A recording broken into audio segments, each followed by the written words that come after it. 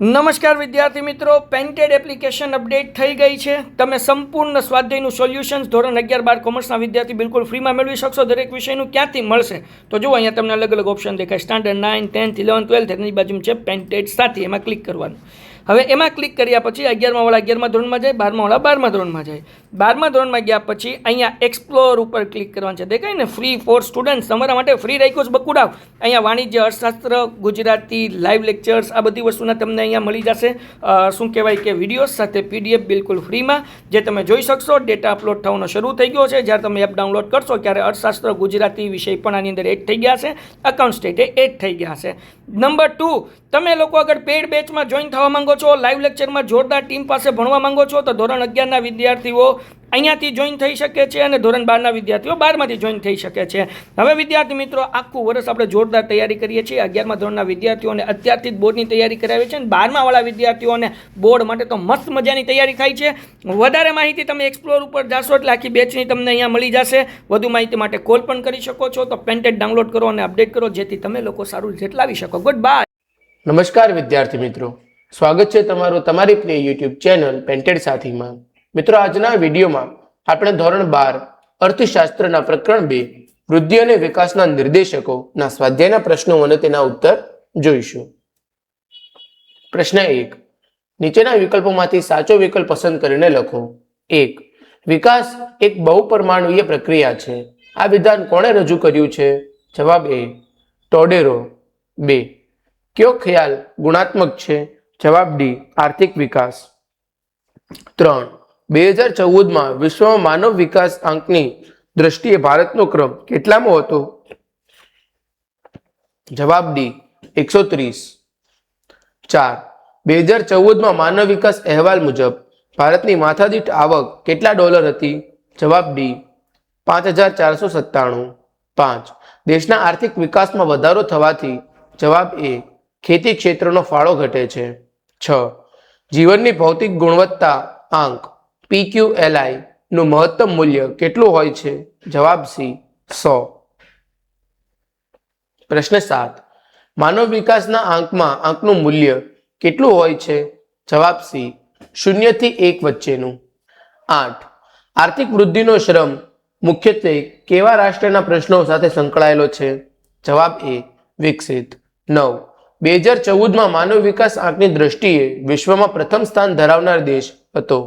જવાબ B, Norway. પ્રશ્ન 2, નીચેના પ્રશ્નોના એક વાક્યમાં ઉત્તર લખો. 1, આર્થિક વૃદ્ધિ એટલે શું? જવાબ, સમયના લાંબા ગાળામાં અર્થતંત્રમાં ચીજ વસ્તુઓના ઉત્પાદનમાં થતો વધારો એટલે આર્થિક વૃદ્ધિ. 2, આર્થિક વિકાસનો અર્થ આપો. જવાબ, આર્થિક વિકાસ એટલે સમયના લાંબા ગાળામાં આવકના વધારાની સાથે અર્થતંત્રમાં વસ્તીની સુખાકારીમાં થતો વધારો. પ્રશ્ન 3, માથાદીઠ આવક એટલે શું? જવાબ, દેશની રાષ્ટ્રીય આવકને દેશની વસ્તી વડે ભાગતા જે સરેરાશ આવક મળે છે તે માથાદીઠ આવક કહે છે. 4, રાષ્ટ્રીય આવકની તુલનામાં માથાદીઠ આવકનો માપદંડ શા માટે વધુ આવકારદાયક છે? જવાબ, માથાદીઠ આવકમાં વસ્તીને પણ ધ્યાનમાં લેવામાં આવે છે. આથી રાષ્ટ્રીય આવકની તુલનામાં માથાદીઠ આવક વધુ આવકારદાયક કહેવામાં આવે છે. 5, જીવનની ભૌતિક ગુણવત્તાનો આંક કોણે રજૂ કર્યો હતો? જવાબ, જીવનની ભૌતિક ગુણવત્તાનો આંક ડેવિસ મોરિસે રજૂ કર્યો હતો. 6, 2014માં HDIના કેટલા દેશોના આંક બહાર પડ્યા છે? જવાબ, 2014માં HDIમાં 188 દેશોના આંક બહાર પડ્યા છે. 7, માનવ વિકાસના આંકમાં કયા પરિબળોને આવરી લેવામાં આવ્યા છે? જવાબ, અપેક્ષિત આયુષ્ય, શિક્ષણ, જીવન ધોરણ. 8, બાળ મૃત્યુ દર એટલે શું? જવાબ, જીવતા જન્મેલા દર 1000 બાળકોએ 1 વર્ષનું આયુષ્ય ભોગવ્યા પહેલા મૃત્યુ પામતા બાળકોની સંખ્યા કે પ્રમાણને બાળ મૃત્યુ દર કહે છે.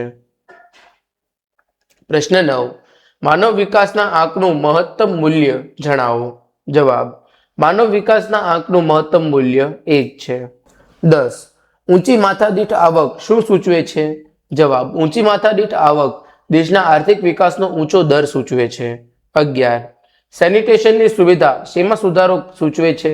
જવાબ, સેનિટેશન સુવિધા એ જીવનની ભૌતિક ગુણવત્તાનો આંક PQLI માં સુધારો સૂચવે છે.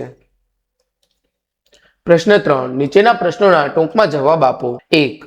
રાષ્ટ્રીય આવકના નિદર્શકની મર્યાદાઓ જણાવો. જવાબ: સાચી રાષ્ટ્રીય આવકની ગણતરી કરવામાં મુશ્કેલી સર્જાય છે, જેમ કે બેવડી ગણતરીની સમસ્યાઓ, સ્વ ઉપયોગ માટે ઉત્પાદિત ઉત્પાદનો, અવમૂલ્યની ગણતરી કરવામાં મુશ્કેલીઓ, ગેરકાયદેસર આવક, કરટાળો, કરચોરી, વિનિમય વ્યવહારો, નિરક્ષરતા, વ્યક્તિઓની રોજગાર, એક કરતાં વધુ વ્યવસાય વગેરે દેશોની સાચી રાષ્ટ્રીય આવકનો અંદાજ કાઢવો મુશ્કેલ બનાવે છે. આથી રાષ્ટ્રીય આવકને દેશના આર્થિક વિકાસના દરના સાચા માપદંડ તરીકે ગણી શકાય નહીં. પ્રશ્ન 2, માથાદીઠ આવકના નિર્દેશકની મર્યાદાઓ જણાવો. જવાબ: માત્ર અંદાજો. દેશની રાષ્ટ્રીય આવક દર વર્ષે ગણાય છે. તેના આંકડા આપણે લગભગ સાચા મળી રહે છે, પરંતુ દેશની દર વર્ષે ગણાતી નથી, તેથી આંકડા સાચા મળતા નથી. તેથી માત્ર અંદાજ બાંધવામાં આવે છે. તે કારણે માથાદીઠ આવક સાચી મળતી નથી. રાષ્ટ્રીય આવક, માથાદીઠ આવક ગણવાની મુશ્કેલી. રાષ્ટ્રીય આવક ગણતરી માટે ચાલુ ભાવે ગણવી કે સ્થિર ભાવે તેવી મુશ્કેલીઓને કારણે સાચી સ્થિતિ જાણી શકાતી નથી. માથાદીઠ આવક માત્ર સરેરાશ દર્શાવે છે. માથાદીઠ આવક એ માત્ર સરેરાશ આવક દર્શાવે છે. આ આવકને આધારે કોઈ નિર્ણય લઈ શકાય નહીં કે કોઈ દેશના વિકાસની સાચી કક્ષા જાણી શકાય નહીં. માથાદીઠ આવક વધે અને દેશમાં આવકની વહેંચણી સમાન રીતે થાય તો જ આર્થિક વિકાસ થયો છે તેમ કહેવાય. જો વહેંચણી અસમાન રીતે થયેલી હોય તો આર્થિક વિકાસ થયો છે તેમ કહેવાય નહીં. તેથી માથાદીઠ આવક આરોપી નિર્દેશક ભૂલ ભરેલો કહેવાય છે. સરખામણીની મુશ્કેલી. દુનિયાના દેશની માથાદીઠ આવક જે તે દેશના ચલણમાં દર્શાવેલ હોય છે. તેને પ્રથમ અમેરિકન ડોલરમાં ફેરવવી પડે, ત્યારબાદ સરખામણી કરી શકાય કે કયા દેશનો આર્થિક વિકાસનો દર ઊંચો કે નીચો છે. દુનિયાના દેશનો પોતાના હુંડિયામણ દરો ઉપર અનેક જાતના અંકુશો મૂકેલા હોવાથી તેમનો સાચો વિનિમય દર જાણી શકાતો નથી. તેથી દેશની સાચી સરખામણી થઈ શકતી નથી. ભ્રામક નિદર્શક છે. માથાદીઠ આવક કેટલી આવક દેશના બધા જ નાગરિકોને મળે તેવું નથી હોતું. માથાદીઠ આવકની દર્શક કેટલું નિર્દેશક કરે છે તેના કરતાં વધારે છુપાવે છે, તેથી તે સાચો નિર્દેશક નથી. 3. પરિમાણાત્મક અને ગુણાત્મક પરિવર્તનનો ક્યાં ક્યાં આવે છે તે જણાવો. જવાબ: આર્થિક વિકાસમાં ઉત્પાદનમાં વધારો એટલે પરિમાણાત્મક અને સંશોધનો દ્વારા વસ્તુની ગુણવત્તામાં સુધારો જેવા ગુણાત્મક પરિવર્તનનો પણ થાય છે, પરંતુ ગુણાત્મક પરિવર્તનનો વધારે થાય છે. પરિમાણાત્મક પરિવર્તનોમાં માત્ર રાષ્ટ્રીય આવક, માથાદીઠ આવક વગેરેનો સમાવેશ થાય છે, અને ગુણાત્મક પરિવર્તનમાં માનવ જીવન ધોરણ, અપેક્ષિત આયુષ્ય, શિક્ષણનું પ્રમાણ, જીવન જરૂરી ચીજ વસ્તુઓની સુવિધા, શિક્ષણ, ખોરાક, આરોગ્ય અને તબીબી સેવાઓ વગેરેમાં આવેલ પરિવર્તનો જોવા મળે છે. 4. ઉત્પાદનમાં વધારો એ કયા પ્રકારનું પરિવર્તન છે? જવાબ: ઉત્પાદનમાં વધારો એ પરિમાણાત્મક પરિવર્તન કહેવાય છે, કારણ કે ઉત્પાદનના વધારાના લીધે માનવ જીવનમાં લાંબો ફેરફાર થતો નથી, જે પરિમાણાત્મક પરિવર્તન કહેવાય છે. 5. વિકાસના નિર્દેશકો શું છે? યાદી આપો. જવાબ: દેશમાં આર્થિક વિકાસ થયો છે કે કેમ? જો થયો હોય તો કેટલી ઝડપથી થયો છે? દેશમાં આર્થિક વિકાસની કક્ષા કેટલી છે? તે જાણવા અને તેનું માપ કાઢવા માટે કેટલાક પરિબળો ધ્યાનમાં લેવા પડે છે. આવા પરિબળો કે બાબતોને આર્થિક વિકાસના નિર્દેશકો, માપદંડો કે ધોરણો તરીકે ઓળખવામાં આવે છે. આર્થિક વિકાસનો દર અને આર્થિક વિકાસની કક્ષાને માપનાર આ પરિબળો એવા છે કે તેમને સંખ્યા કે આંકડામાં રજૂ કરી શકાય છે. તેથી આર્થિક વિકાસના નિર્દેશકો દ્વારા એ બે સમયગાળા વચ્ચેના બે દેશો કે રાજ્યો વચ્ચેના આર્થિક વિકાસની તુલના થઈ શકે છે. રાષ્ટ્રીય આવકમાં વૃદ્ધિ દર. માથાદીઠ આવકનો વૃદ્ધિ દર. જીવનની ભૌતિક ગુણવત્તા અને તેનો આંક PQLI. માનવ વિકાસનો આંક HDI. 6. વૃદ્ધિની મર્યાદાઓ જણાવો. જવાબ: આર્થિક વૃદ્ધિમાં માત્ર પરિમાણાત્મક પરિવર્તનો જ ધ્યાનમાં લેવાય છે. આર્થિક વૃદ્ધિમાં રાષ્ટ્રીય આવક અને માથાદીઠ આવક વધે છે, પણ સંસ્થાકીય અને મનોવૈજ્ઞાનિક વલણ યથાવત રહે છે. 3. આર્થિક વૃદ્ધિનો ખ્યાલ મર્યાદિત છે. તે માત્ર ઉત્પાદનમાં થતો વધારો અને વધારાનું પ્રમાણ દર્શાવે છે. લોકોનું કલ્યાણ તેમજ તેમાં થતા ફેરફારો જાણવા માટે આર્થિક વૃદ્ધિનો ખ્યાલ બહુ ઉપયોગી બનતો નથી. 7. વિકાસની મર્યાદાઓ જણાવો. જવાબ: આર્થિક વિકાસ દેશની પ્રગતિને દર્શાવી શકે છે, આર્થિક બાબતોની સ્થિતિ દર્શાવી શકે છે, પરંતુ તે સાચા અર્થમાં માનવ વિકાસની ચર્ચા કરી શકતું નથી, માનવ પ્રગતિનો માપદંડ બની શકતું નથી. આર્થિક વિકાસને આર્થિક વૃદ્ધિની જેમ માપી શકાતું નથી. આર્થિક વિકાસને માપવાનું કાર્ય ખૂબ મુશ્કેલ છે, કારણ કે આર્થિક વિકાસમાં સમાજમાં આવેલા પરિવર્તનો પણ સમાવેશ થાય છે. તેનું માપ કાઢવાનું કાર્ય મુશ્કેલ છે. આર્થિક વિકાસ થાય તો પ્રજાનું જીવન ધોરણ ઊંચું આવે. આજે ભારતમાં આર્થિક વિકાસ થાય છે, છતાં પ્રજાના જીવન ધોરણમાં ખૂબ સુધારો થયો નથી. એટલે આર્થિક વિકાસ એટલે જીવન ધોરણમાં સુધારો એવું કહી શકાય નહીં. 8. અપેક્ષિત આયુષ્ય એટલે શું?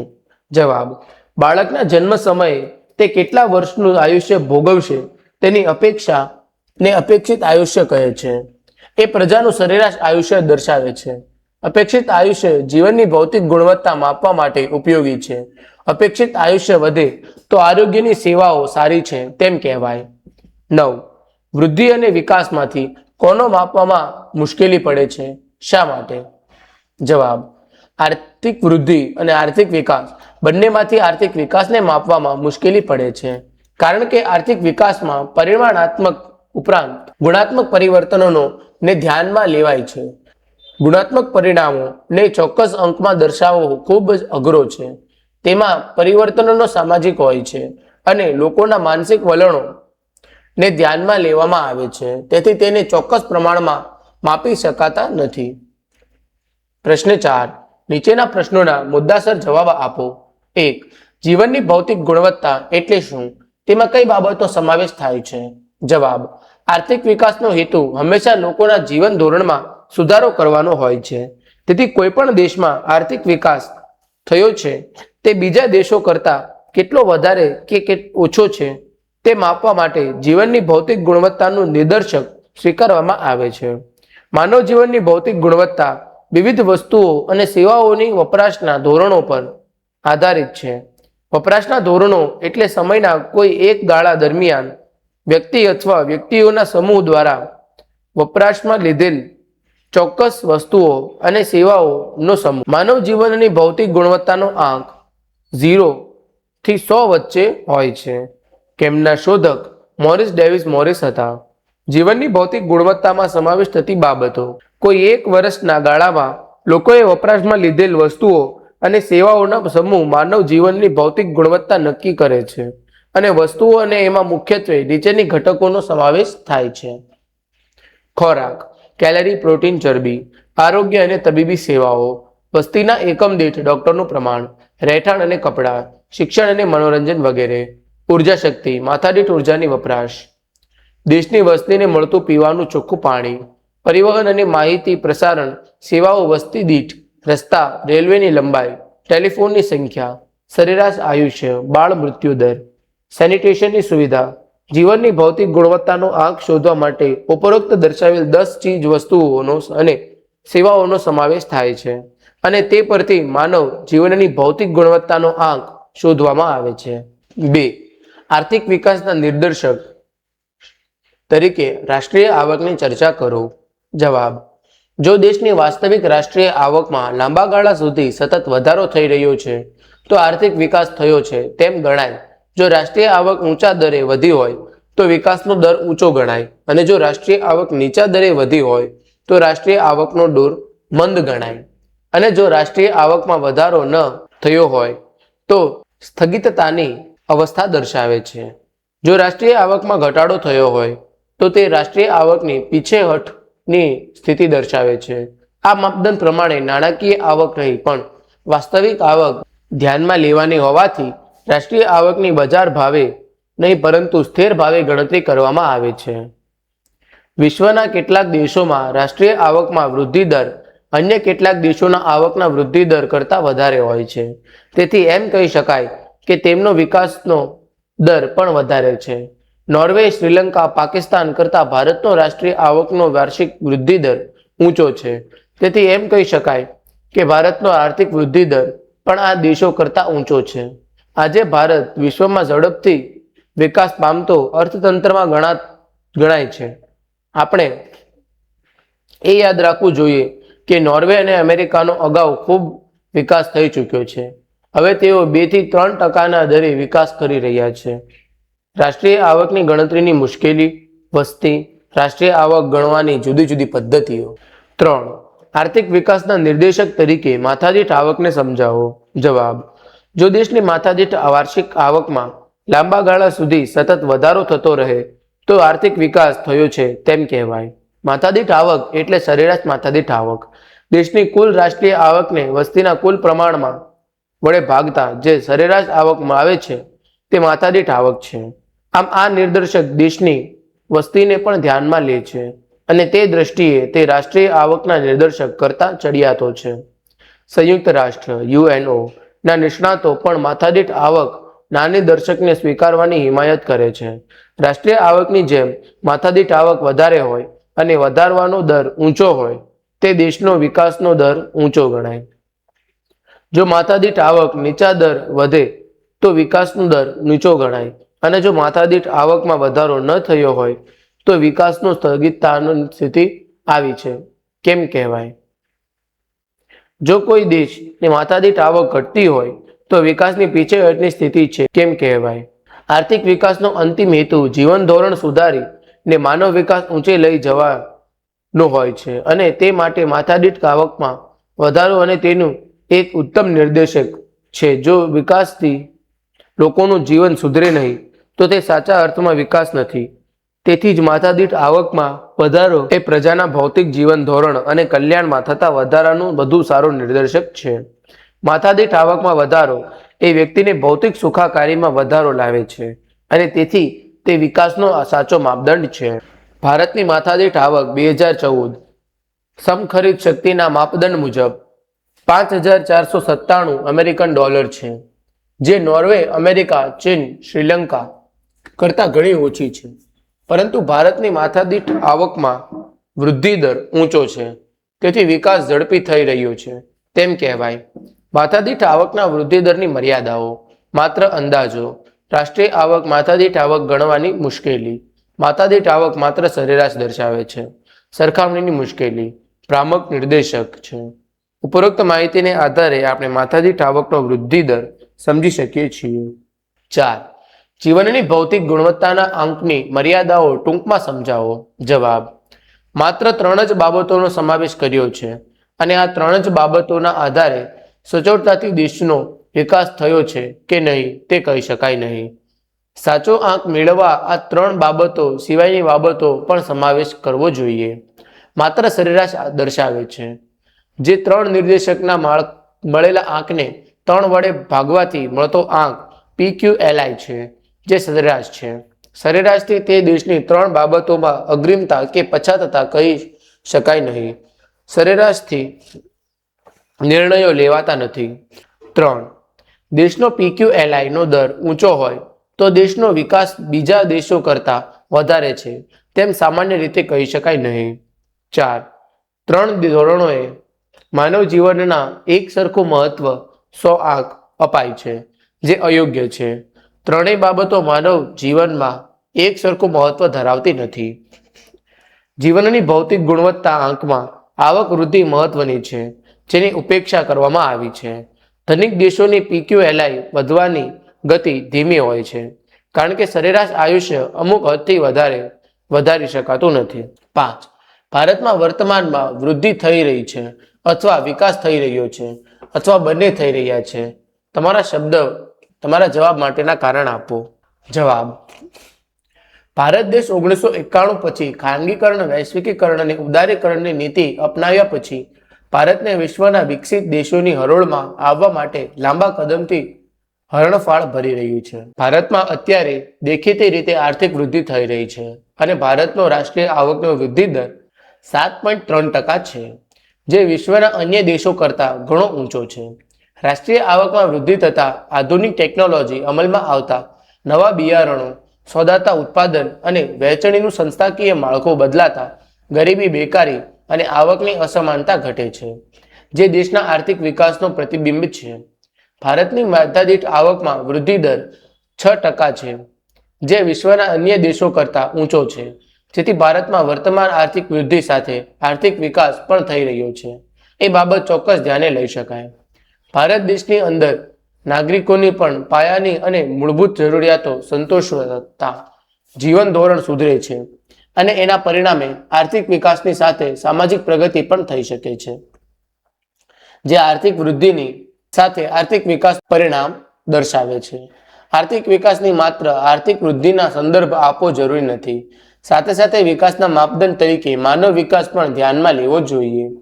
2014માં ભારતનો વિશ્વના 188 દેશોએ 0.609 HDI આંક સાથે 130ના સ્થાને છે. પ્રશ્ન 5. નીચેના પ્રશ્નોના વિસ્તારપૂર્વક જવાબ આપો. 1. આર્થિક અને આર્થિક વિકાસનો તફાવત ઉદાહરણ દ્વારા સમજાવો. જવાબ. આર્થિક વિકાસ અને આર્થિક વૃદ્ધિ કરતાં વિશેષ છે.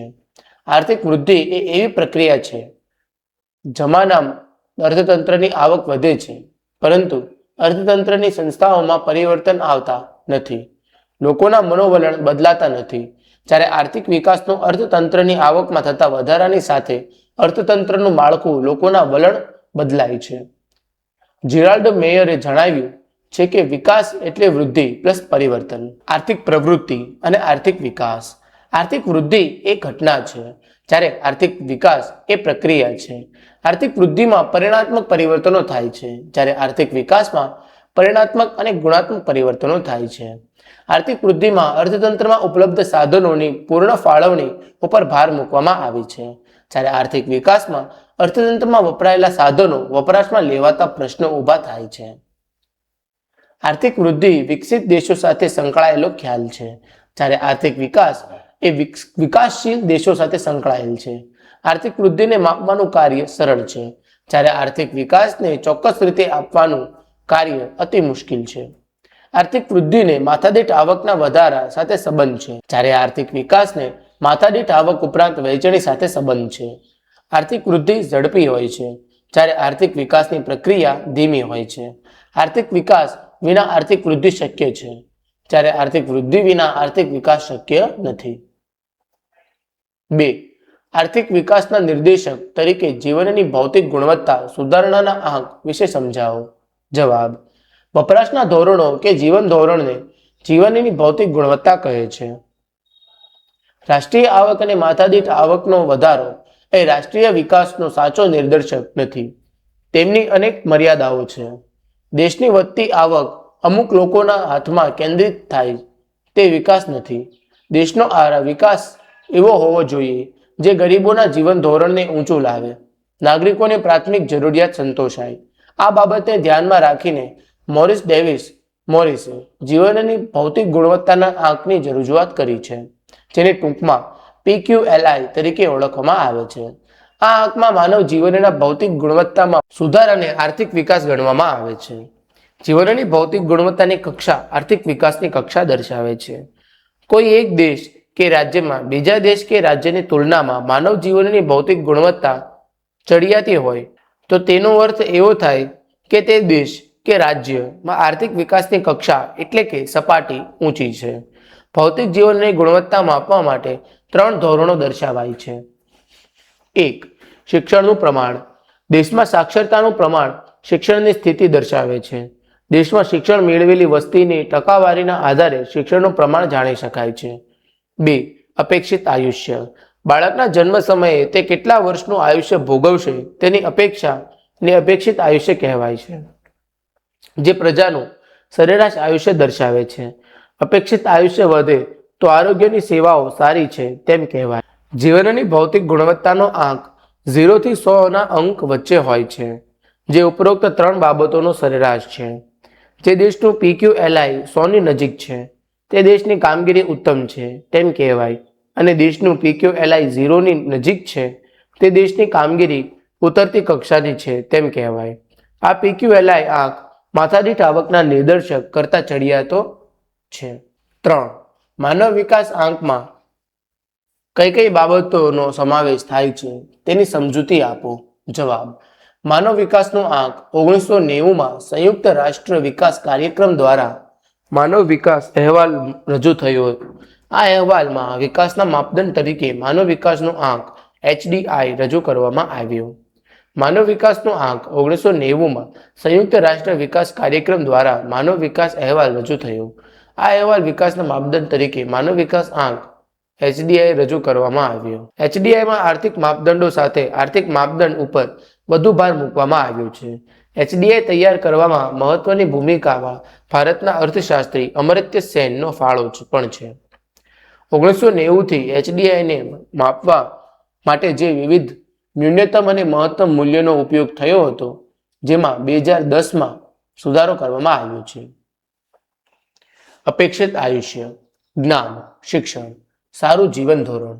અપેક્ષિત આયુષ્ય જન્મ સમયે વસ્તીનું અપેક્ષિત આયુષ્ય કેટલું છે તેને આધારે આંક અપાય છે. જો 50 વર્ષથી ઓછું આયુષ્ય હોય તો તંદુરસ્તીથી વંચિત ગણાય છે. તેમ આયુષ્યનો આંક ઊંચો છે તેમ સુધી સારી માનવામાં આવે છે. જ્ઞાનનું પ્રમાણ જાણવા પુખ્ત શિક્ષિતોની ટકાવારી કેટલી છે તે જાણવામાં આવે છે.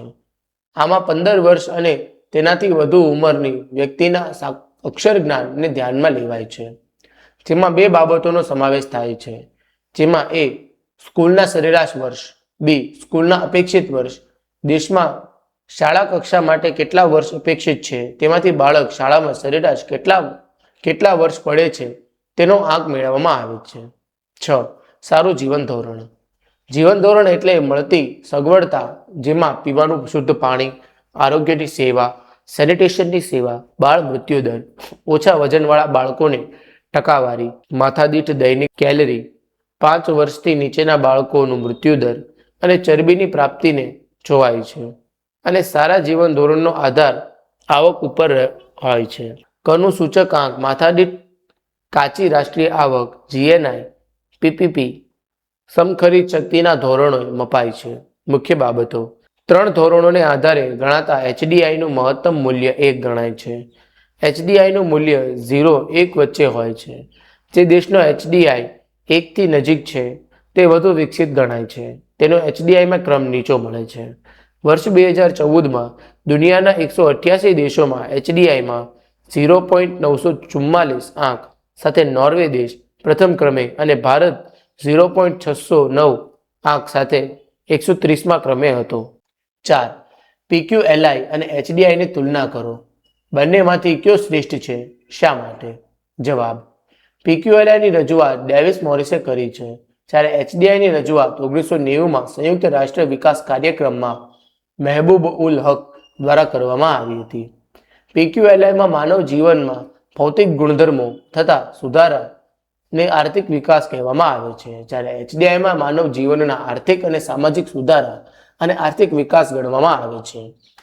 PQLIમાં જે દેશનો આંક 0થી નજીક છે તે દેશની રામતેરી નિમ્ન કક્ષાની ગણાય છે અને જીવનની ભૌતિક ગુણવત્તા દેશનો નીચા આર્થિક વિકાસ સૂચવે છે, જ્યારે જે દેશનો HDI નજીક અને 1 થી દૂર હોય છે તે દેશ ઓછો વિકસિત ગણાય છે અને તે દેશનો માનવ વિકાસ બીજા ક્રમે હોય છે.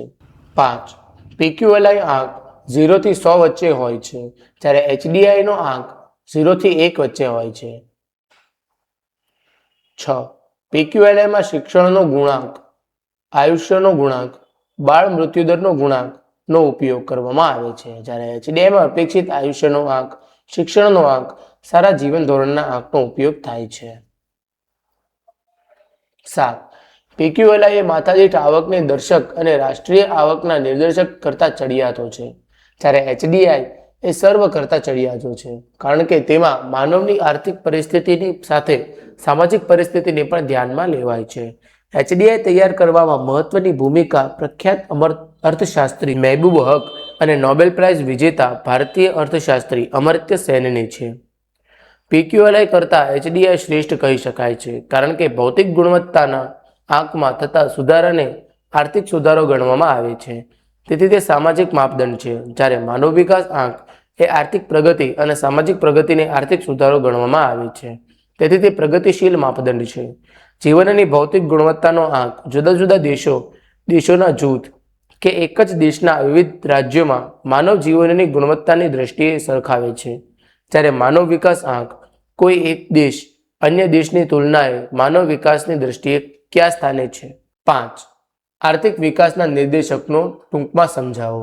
જવાબ: દેશમાં આર્થિક વિકાસ થયો છે કે કેમ, દેશના આર્થિક વિકાસની કક્ષા કેટલી છે, વિકાસની ઝડપ કેટલી છે તે જાણવા માટે અને તેનું માપ કાઢવા માટે કેટલાક પરિબળો ધ્યાનમાં લેવા પડે છે.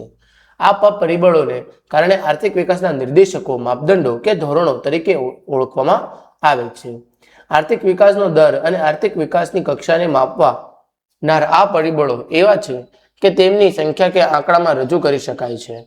આર્થિક વિકાસના નિર્દેશકો દ્વારા બે સમયગાળા વચ્ચેના બે દેશો કે રાજ્ય આર્થિક વિકાસની તુલના થઈ શકે. જેમ થર્મોમીટર શરીરના તાપમાનમાં થયેલા ફેરફારને નોંધે છે, તેમ આ પરિબળો દેશના વિકાસને આપે છે. રાષ્ટ્રીય આવકનો વૃદ્ધિ દર. માથાદીઠ આવકનો વૃદ્ધિ દર. જીવનની ભૌતિક ગુણવત્તા અને તેનો આંક PQLI. માનવ વિકાસ આંક HDI. 1. રાષ્ટ્રીય આવકનો વૃદ્ધિ દર. જો દેશની વાસ્તવિક રાષ્ટ્રીય આવકનો લાંબા ગાળામાં સુધી સતત વધારો થઈ રહ્યો હોય તો આર્થિક વિકાસ થયો છે તેમ ગણાય. જો રાષ્ટ્રીય આવક ઊંચા દરે વધી હોય તો આ વિકાસનો દર ઊંચો ગણાય. જો રાષ્ટ્રીય આવક નીચા દરે વધી હોય તો રાષ્ટ્રીય આવક નિમ્ન ગણાય અને જો રાષ્ટ્રીય આવકમાં વધારો ન થયો હોય તો સ્થગિતતાની અવસ્થા દર્શાવે છે. રાષ્ટ્રીય આવકમાં ઘટાડો થતો હોય તો પોતે આર્થિક વિકાસની સ્થિતિ પ્રમાણે નાણાકીય આવક નહીં પણ વાસ્તવિક આવક ધ્યાનમાં લેવાની જ હોવાથી રાષ્ટ્રીય આવકની બજાર ભાવે નહીં પણ સ્થિત ભાવે ગણતરી કરવામાં આવે છે. રાષ્ટ્રીય આવકની ગણતરીની મર્યાદાઓ. 1. રાષ્ટ્રીય આવકની ગણતરીની મુશ્કેલી. 2. વસ્તી.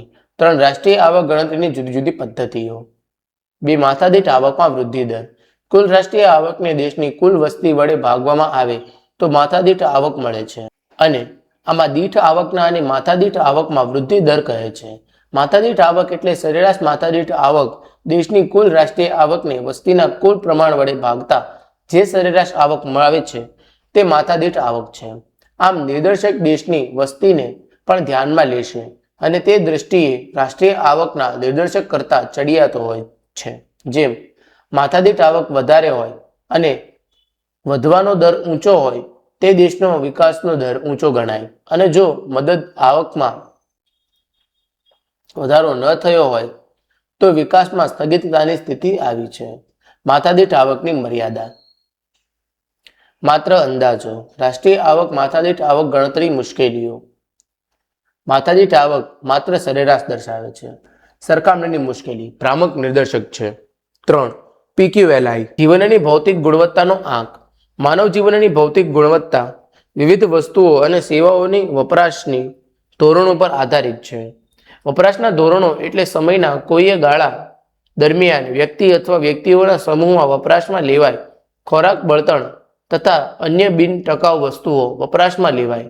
આ ટકાઉ અને અર્ધ ટકાઉ વસ્તુઓ વપરાશમાં લેવાય. સેવાઓનો સમૂહ. વપરાશના સમૂહો કે જીવન ધોરણ તેમના જીવનની ભૌતિક ગુણવત્તા નક્કી કરે છે. તેથી આ વસ્તુ અને સેવામાં મુખ્યત્વે અલગ અલગ 10 ઘટકોનો સમાવેશ થાય છે. જીવનની ભૌતિક ગુણવત્તાનો આંક શોધવા માટે 3 બાબતનો સમાવેશ થાય છે: શિક્ષણનું પ્રમાણ, અપેક્ષિત આયુષ્ય, બાળ મૃત્યુ દર. ઉપરોક્ત ત્રણેય બાબતોને અલગ અલગ 100 એકમ માપવામાં આવે છે. પછી દરેકનો સરવાળો કરી 3 વડે ભાગવામાં આવે છે. જે અંક મળે એ જીવનનો ભૌતિક ગુણવત્તાનો આંક ગણાય છે. 4. માનવ વિકાસ આંક. વિકાસનો અદ્યતન નિર્દેશક માનવ વિકાસ આંક છે. 1990માં સંયુક્ત રાષ્ટ્ર વિકાસ કાર્યક્રમમાં માનવ વિકાસ અહેવાલ રજૂ થયો હતો. આ અહેવાલમાં વિકાસના માપદંડ તરીકે માનવ વિકાસ આંક રજૂ કરવામાં આવ્યો હતો. પાકિસ્તાનના અર્થશાસ્ત્રી મહેબૂબ હક દ્વારા રજૂ કરવામાં આવ્યો હતો. માનવ વિકાસ આંકનો આર્થિક માપદંડની સાથે બિનઆર્થિક મદદ ઉપર વધુ ભાર મૂકવામાં આવ્યો છે. માનવ વિકાસ આંકને માપવા માટે જે વિવિધ ન્યૂનતમ અને મહત્તમ મૂલ્યનો ઉપયોગ થતો હતો, જેમાં 2010માં સુધારો કરવામાં આવ્યો છે. માનવ વિકાસનો આંકનું ન્યૂનતમ અને મહત્તમ એ 0 થી 1 વચ્ચે હોય છે. માનવ વિકાસ આંક તૈયાર કરવા માટે મુખ્ય 3 બાબતનો સમાવેશ થાય છે: 1. અપેક્ષિત આયુષ્ય. 2. જ્ઞાન શિક્ષણ. 3. સારું જીવન ધોરણ. 3 ધોરણોના આધારે ગણાતા HDIનું મહત્તમ મૂલ્ય 1 ગણાય છે. HDIનું મૂલ્ય 0-1 વચ્ચે હોય છે. જે દેશનો HDI 1 નજીક છે તે વધુ વિકસિત ગણાય છે. તેને HDIમાં ક્રમ નીચો મળે છે. મિત્રો, અહીં આપણો સ્વાધ્યાય એ પૂર્ણ થાય છે. તમે હજુ સુધી પેન્ટેડ સાથે સાથે ન જોડાયા હો તો આજે જ પેન્ટેડ સાથે સબસ્ક્રાઇબ કરો. હવે આપણે મળીશું એક નવા પાઠના સ્વાધ્યાયના પ્રશ્નો અને તેના ઉત્તરો સાથે. નમસ્કાર વિદ્યાર્થી મિત્રો, પેન્ટેડ એપ્લિકેશન અપડેટ થઈ ગઈ છે. તમે સંપૂર્ણ સ્વાધ્યાયનું સોલ્યુશન્સ ધોરણ 11-12 કોમર્સના વિદ્યાર્થી બિલકુલ ફ્રીમાં મેળવી શકશો. દરેક વિષયનું ક્યાંથી મળશે તો જુઓ, અહીંયા તમને અલગ અલગ ઓપ્શન દેખાય. સ્ટાન્ડર્ડ 9, 10th, 11th, 12th એની બાજુમાં છે પેન્ટેડ સાથી, એમાં ક્લિક કરવાનું. હવે એમાં ક્લિક કર્યા પછી 11મા વાળા 11મા ધોરણમાં જાય, 12મા વાળા 12મા ધોરણમાં જાય. 12મા ધોરણમાં ગયા પછી અહીંયા એક્સપ્લોર ઉપર ક્લિક કરવાનું છે. દેખાય ને, ફ્રી ફોર સ્ટુડન્ટ્સ, તમારા માટે ફ્રી રાખ્યું છે બકુડાવ. અહીંયા વાણિજ્ય, અર્થશાસ્ત્ર, ગુજરાતી, લાઈવ લેક્ચર્સ, આ બધી વસ્તુના તમને અહીંયા મળી જશે. શું કહેવાય કે વિડીયોઝ સાથે PDF બિલકુલ ફ્રીમાં, જે તમે જોઈ શકશો. ડેટા અપલોડ થવાનો શરૂ થઈ ગયો છે. જ્યારે તમે એપ ડાઉનલોડ કરશો ત્યારે અર્થશાસ્ત્ર, ગુજરાતી વિષય પણ આની અંદર એડ થઈ ગયા છે. અકાઉન્ટ સ્ટેટે એડ થઈ ગયા છે. નંબર 2, તમે લોકો અગર પેડ બેચમાં જોઈન થવા માંગો છો, લાઈવ લેક્ચરમાં જોરદાર ટીમ પાસે ભણવા માંગો છો, તો ધોરણ 11ના વિદ્યાર્થીઓ અહીંયાથી જોઈન થઈ શકે છે અને ધોરણ 12ના વિદ્યાર્થીઓ 12માંથી જોઈન થઈ શકે છે. હવે વિદ્યાર્થી મિત્રો, આખું વર્ષ આપણે જોરદાર તૈયારી કરીએ છીએ. 11મા ધોરણના વિદ્યાર્થીઓને અત્યારથી જ બોર્ડની તૈયારી કરાવી છે અને 12મા વાળા વિદ્યાર્થીઓને બોર્ડ માટે તો મસ્ત મજાની તૈયારી થાય છે. વધારે માહિતી તમે એક્સપ્લોર ઉપર જાશો એટલે આખી બેચની તમને અહીંયા મળી જશે. વધુ માહિતી માટે કોલ પણ કરી શકો છો. તો પેન્ટેડ ડાઉનલોડ કરો અને અપડેટ કરો, જેથી તમે લોકો સારું રિઝલ્ટ લાવી શકો. Good bye.